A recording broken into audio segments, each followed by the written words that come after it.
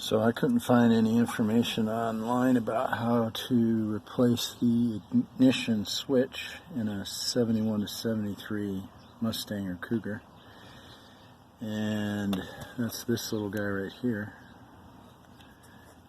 This top piece goes into a metal bar that sits on top of the steering column.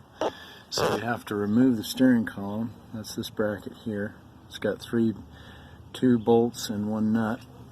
You take that off first, and then you take these 4 nuts on the back, which are these little guys that hold the column onto the brace, so that you can get to the top of the steering column. I don't know if you can see it or not.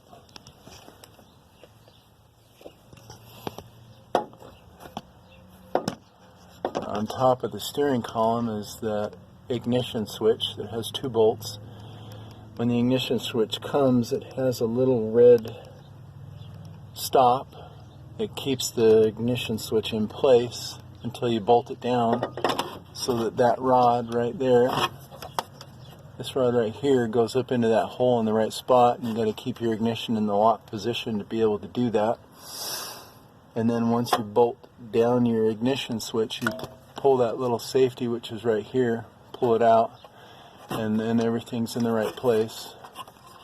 Mine, somebody had taken the liberty to put a zip tie over top of this bar, so it was holding my ignition down and keeping it in the on position, wouldn't let it pull back. And you plug it into the back there, and then this bracket on the right hand side of the bracket is a piece that goes into the plug on the ignition switch right here. Slides right on there to keep it in place once it's bolted back up. And you just repeat.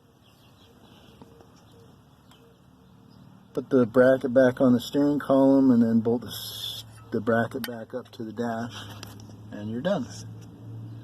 That's it. Hope this helps.